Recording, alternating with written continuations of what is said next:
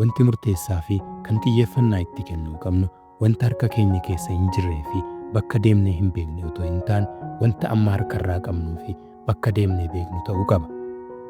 Namoonni akkaataa jireenya xiyyeeffannaadhaan guute shaakalaan kaayyoon isaanii inni guddaan wanta amma harka isaanii irra jiruu fi bakka amma jiranitti fayyadamuudhaan sadarkaa irra ga'uu barbaadan qaqqabuuf yaalii gochuudha.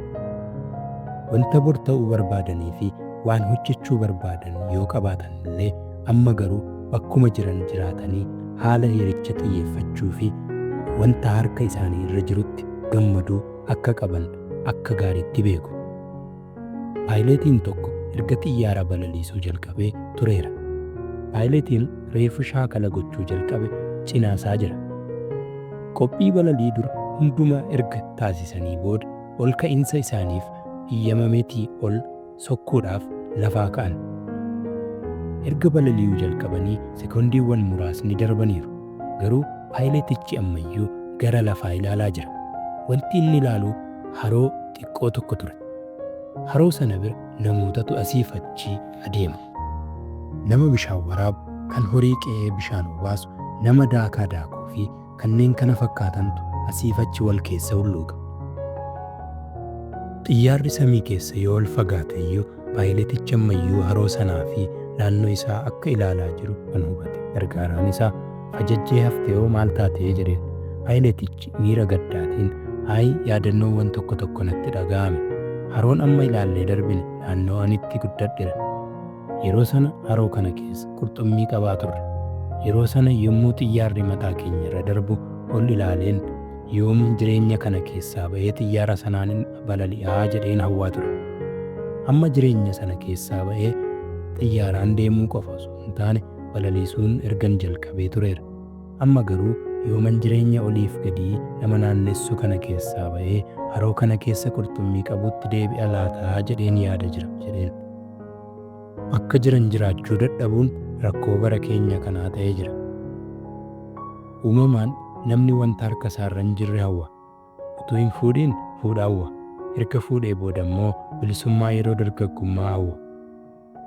Yeroo hojii hin qabnetti utuun hojii argadhee jedha. Hojii seenuun hawwa. Yommuu hojii argatu immoo hojicha keessaa ba'uudhaaf ariifata. Gabaabaatti namni ogummaa xiyyeeffannaa of hin barsiifne nama jireenya isaa keessa jiru dhiisee uumama galaana fedhii keessa jiraatudha. Hanqinni xiyyeeffannaa kun immoo namichi bakka kana yaadni isaa immoo bakka biraa akka ta'u isa taasiseera. Eenyummaan bittinnaa'an kun immoo milkoomina jireenya xiyyeeffannaa qabuun dhufu nama jalaa hata. Jireenyi xiyyeeffannaa bakka jiran jiraachuu irraa jalqaba. Namni fira sadii qaba. Maqaan isaan kanaa kaleessa, har'aa fi bor jedhamu. Firri kaleessa jedhamu duraan kan waliin turre amma garuu kan waliin hin jirredha. Jireenya isaa isa darbe irratti of ijaaree sadarkaa olaanaa irra akka ga'uuf akkasumas haalota hin milkaa'iniif hafan irraa barachuudhaaf dogoggora bor irra hin deebi'amne addaan baafachuuf gargaara. Firri isaa inni har'aa jedhamu immoo fira isa amma waliin jirru kan irraa addaan hin baane fira dhiyoodha. Fira isa kaleessa jedhamu waliin yeroo dheeraa dabarsuu isaatiif firri har'aa jedhamu kun ni gadda. Firri bor jedhamuu dhufee utuu akka isaa duraa hin fudhatiin nama kana waliin yeroo dabarsuu barbaada. Namni kun fira isaa isa sadaffaa bor jedhamu waliin ammayyuu waliin bariin jira. Wanta kaleessa isa barsiise akka meeshaatti qabachuudhaaf har'a waliin yommuu yeroo dabarsu fira isaa isa bor jedhamu waliin immoo akkamitti akka qabatu beekuu fi qophaa'u malee waa'ee borii homaa tokko gochuu hin danda'u. Fakkiin jireenya keenyaa kana fakkaata. Firoota sadiin marfamnee jirra. Firoonni keenya hundumtuu xiyyeeffannaa keenya nu gaafatu.